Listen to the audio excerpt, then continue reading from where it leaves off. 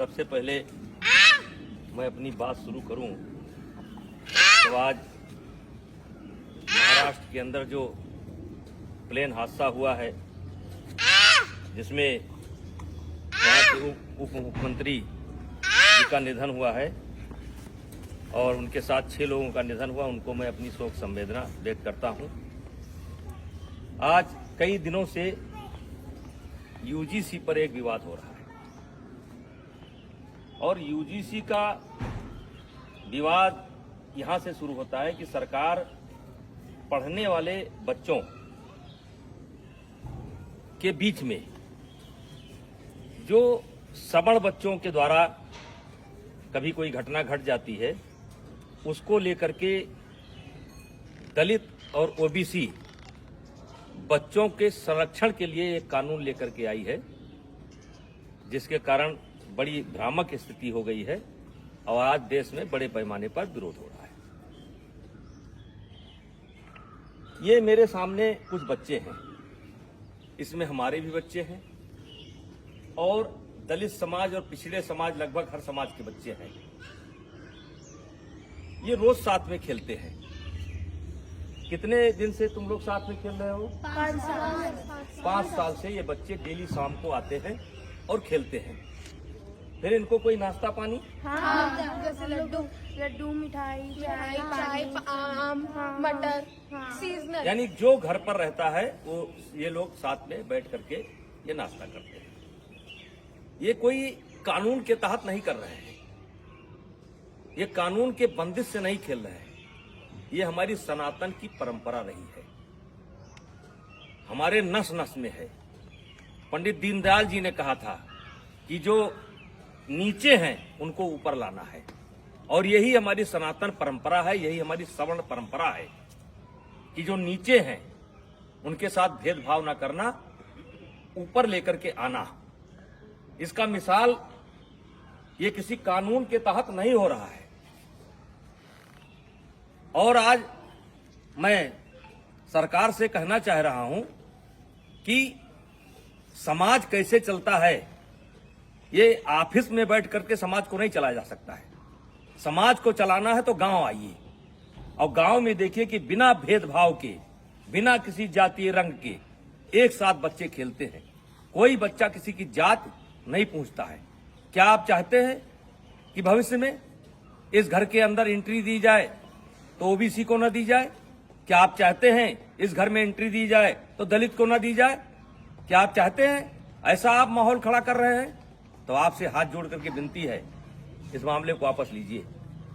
और मैं अपील करना चाहता हूं, सवर्ण समाज से अपील करना चाहता हूं कि इसमें संपर्क करिए ओबीसी के लोगों से। ओबीसी समाज के जो समझदार लोग हैं उनसे संपर्क करने की जरूरत है। जो दलित समाज के समझदार बच्चे हैं उनसे संपर्क करने की जरूरत है और उनसे इसका विरोध कराना है, क्योंकि गांव में हम एक साथ रहते हैं। गांव में कोई शादी होता है, ब्याह होता है, हर आदमी का कोई ना कोई हक है, कोई ना कोई नेग है, हर तरीके से भागीदारी होती है। अभी मैंने सनातन कथा कराया, 1 जनवरी से लेकर के 8 जनवरी तक मैंने सनातन कथा कराया और जिसमें सदगुरु रितेश्वर महाराज जी ने कथा कहा। मैंने 52 जाति समाज के जो धर्म गुरु थे उनसे उद्घाटन कराया, उनसे एक एक वृक्ष लिया और मैं सनातन वाटिका बनाने जा रहा हूं। आपने तो कानून बना करके हमारे उस मिशन को स्वाहा कर दिया। आकर के आइए हम आपको दिखाते हैं कि कौन सा समाज ऐसा है जिसने उस कथा में भागीदारी नहीं की है और सहयोग नहीं किया है। तो ये कोई नई परंपरा नहीं है, ये हमारी सनातन परंपरा है, ये हमारी परंपरा रही है। इसमें कानून की कोई जरूरत नहीं है।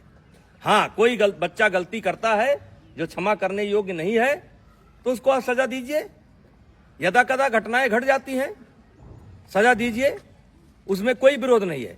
लेकिन ये जो कानून है ये समाज में टकराव पैदा करेगा और इसीलिए आज कई दिन से मेरे ऊपर दबाव पड़ रहा था, बोलो बोलो बोलो। हमने कहा हम गांव में जाकर के बोलेंगे। ये बच्चों को मैंने जानबूझ करके इकट्ठा नहीं किया है, इसमें हर जात समाज के बच्चे हैं और एक रोज की बात नहीं, रोज खेलते हैं। और ऐसा केवल यही नहीं है, हर गांव में है। हर गांव में कोई क्रिकेट खेल रहा है, कोई कबड्डी खेल रहा है, कोई खो खो खेल रहा है, एक साथ पढ़ते हैं। वैसे भी इसके पहले आपने कानून बनाए, दलितों के ऊपर अत्याचार ना हो इसके लिए कानून बनाए। क्या दलितों के ऊपर अत्याचार रुक गया?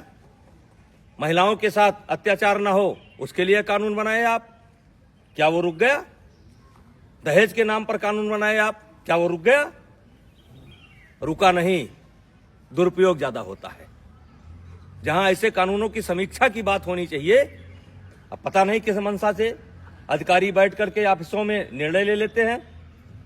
अब वो चाहते हैं कि ये बच्चे अगर दोस्ती करें तो जात देख करके करें, वर्ग देख करके करें।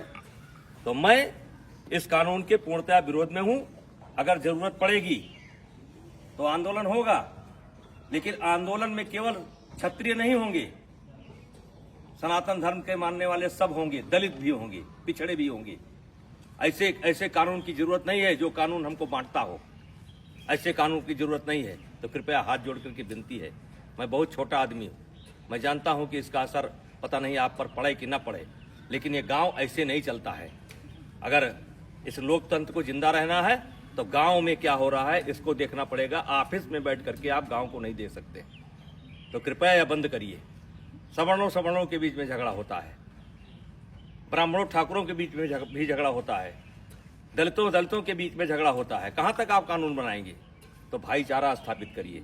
और ये जो कानून है ये समाज को फाड़ फाड़ कर देगा, और इससे आने वाले समय में देश का बहुत नुकसान होगा, राष्ट्र का बहुत नुकसान होगा, समाज बढ़ जाएगा।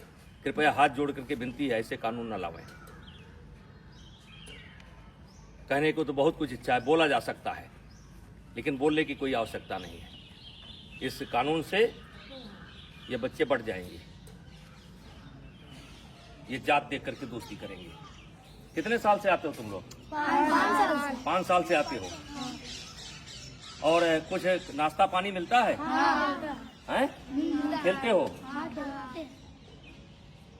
तो मैं जो लोग भी लेकर के आए हैं उनसे कहना चाहता हूं कि ये कानून आपका समाज में भेदभाव पैदा करेगा और ये बच्चे बढ़ जाएंगे, और ये देश के लिए अच्छा नहीं होगा। और मैं इस कानून में, वैसे मैं एबीपी का बयान देख रहा था, संतुलन की बात की गई है। इस कानून में संतुलन नहीं है।